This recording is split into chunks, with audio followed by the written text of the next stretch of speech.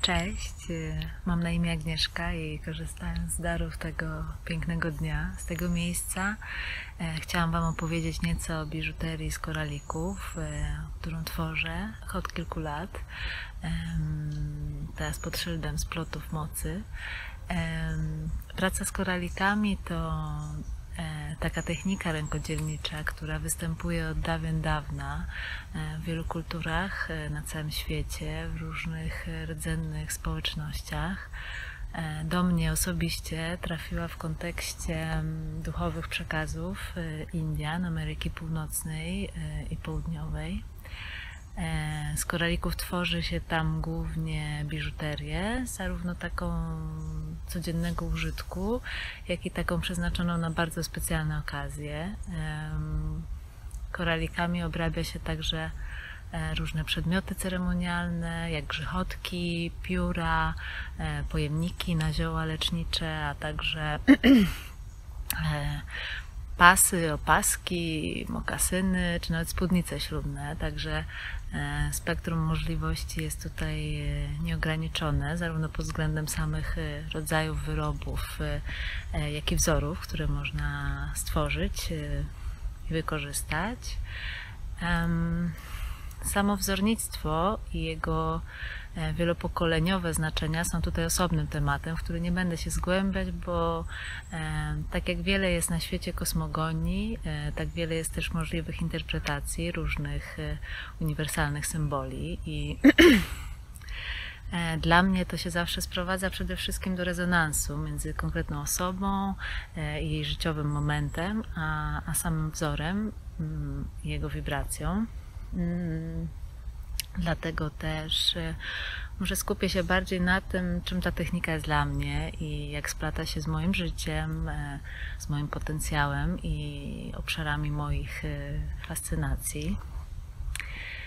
Jak już wspomniałam, po raz pierwszy spotkałam się z koralikami w kontekście swoich różnych duchowych poszukiwań i dostałam w prezencie taką bransoletkę bodajże w 2015 roku ze specjalną intencją od jednej z najważniejszych osób w całym moim życiu i nosiłam ją nieprzerwanie prawie 5 lat, aż pewnej nocy obudziłam się po bardzo wyjątkowym śnie i zobaczyłam, że część koralików po prostu wyskoczyła, co zresztą bardzo zarezonowało ze mną wówczas z taką potrzebą pewnego przełomu na tamten moment.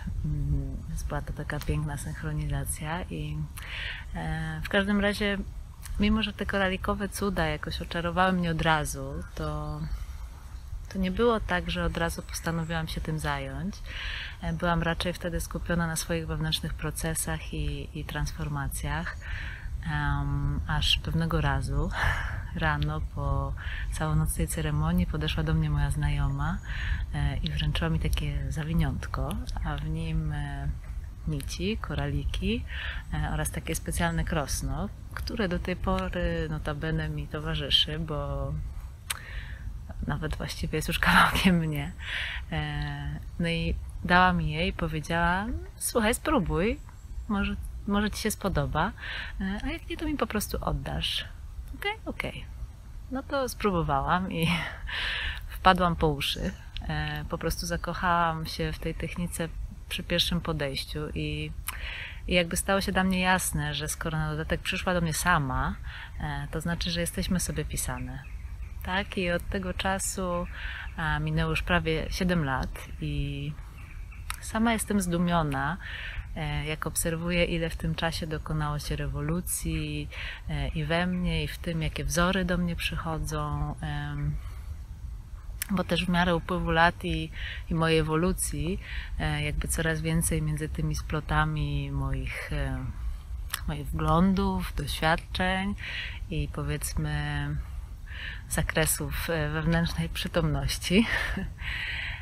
No i nie sposób nie wspomnieć tutaj o Kolumbii, gdzie regularnie jeżdżę.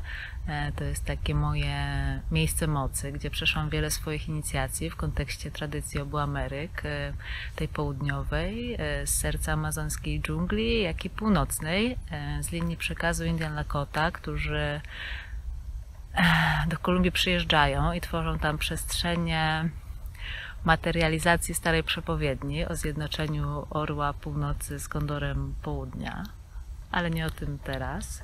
Wracając do Kolumbii, zawsze kiedy tam jestem, to poza odwiedzaniem takich miejsc stricte ceremonialnych, czy też po prostu rozmaitych zakątków olśniewającej wręcz przyrody, to zawsze lubię się tam zapuszczać na rozmaite bazary, które są zawsze pełne rękodzieła, i lubię też ogólnie obserwować tamtejsze kobiety, które w przeróżnych miejscach i sytuacjach siadają razem w małych kręgach i coś sobie wspólnie dłubią.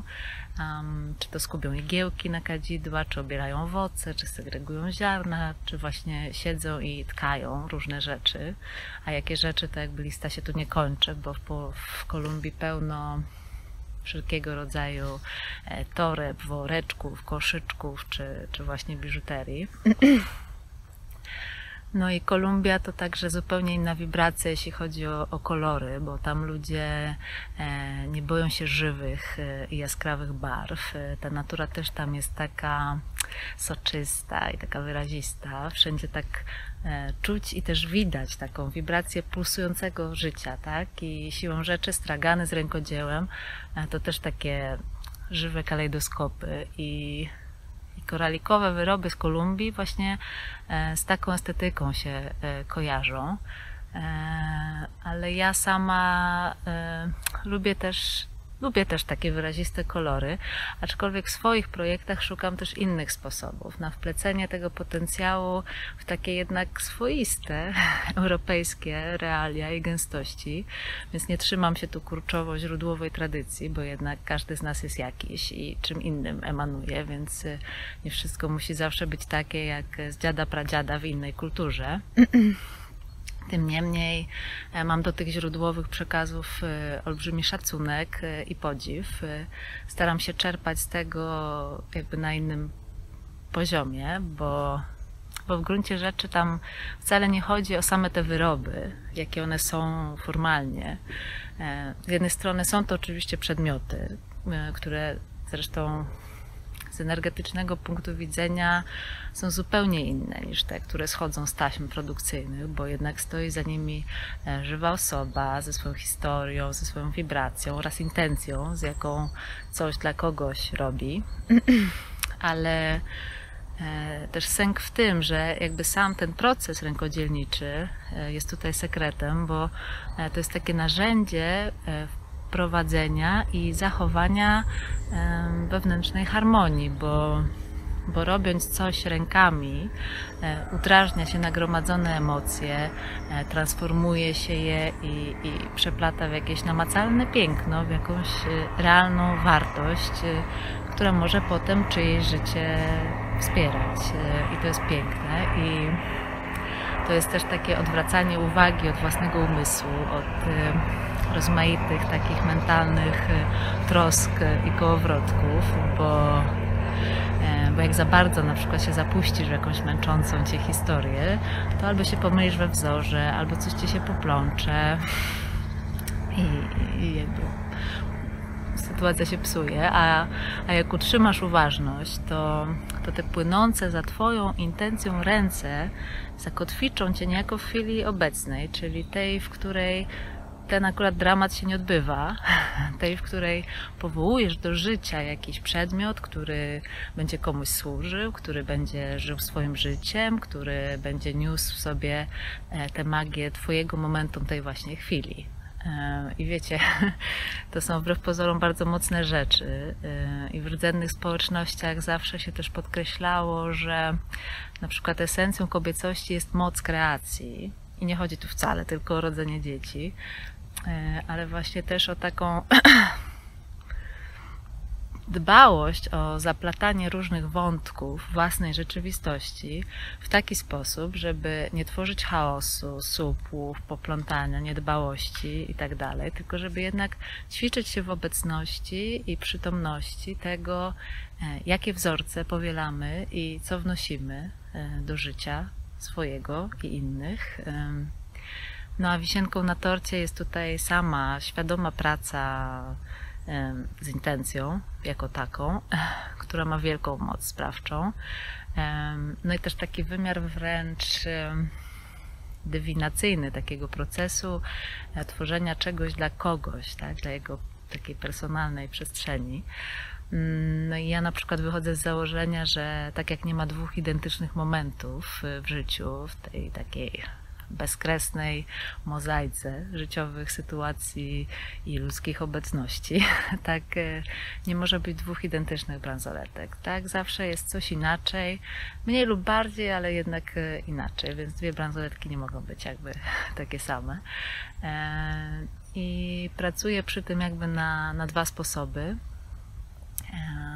Pierwszy jest taki, że po prostu realizuję projekty, które same do mnie przychodzą, czyli czasem jest tak, że gdzieś idę, albo coś zobaczę, albo poczuję i nagle zaczynam oglądać w głowie różne zestawienia kolorów, wzorów, czasami też czuję pod tym wyraźnie jakieś informacje, znaczenia, jakiś przekaz, który się po prostu pod tym chowa, a czasami niespecjalnie. Ale za to ktoś później taką bransoletkę widzi i mówi: o kurczę, jaka moja, to jest to i tamto. I ona już coś znaczy dla niego po prostu, niekoniecznie dla mnie.